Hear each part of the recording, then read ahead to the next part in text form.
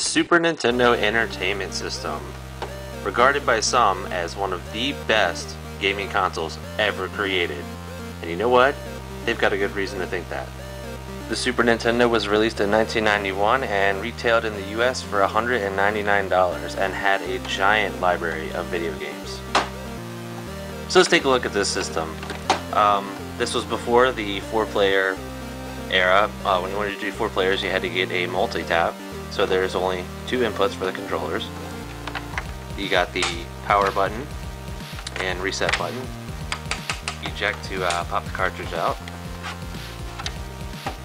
And on the back here, you've got an RF out, channel 3, channel 4 selector, and a multi-out. And the cool thing about this is if you have a Nintendo 64 or a GameCube, the AV cables will fit in here too, so they're all universal with one another.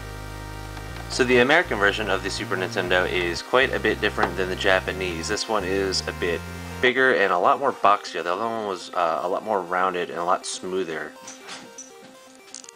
A Model 2 was released in 1997 and retailed in America for $99. It was also packed in with Super Mario World 2 Yoshi's Island. So here's a look at the Super Nintendo controller.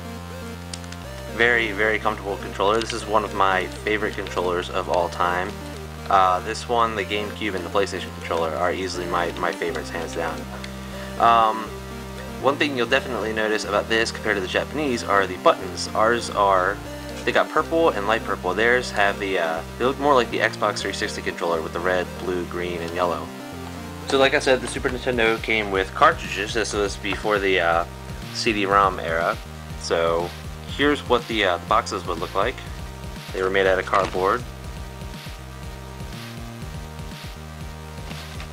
And then this is what the cards themselves look like.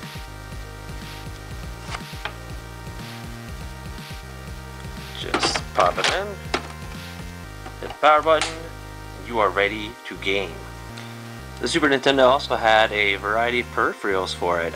One was the Super Scope, the light gun for it, and unlike the phase gun, it wasn't shaped like a pistol. This one was shaped like a bazooka, which was pretty cool. And then there was the SNES mouse for Mario Paint that you would draw pictures with, and the Super Game Boy that you could put in and it would let you play your Game Boy games on the big screen. Another cool feature about the Super Nintendo was that it had the Super FX chip. It was a CPU designed to do functions the main CPU couldn't. It was used to create 3D worlds with polygons, and most notably the game that makes the best use of this is Star Fox and another game called Stunt Race FX. You know what goes great with old school gaming? Beer.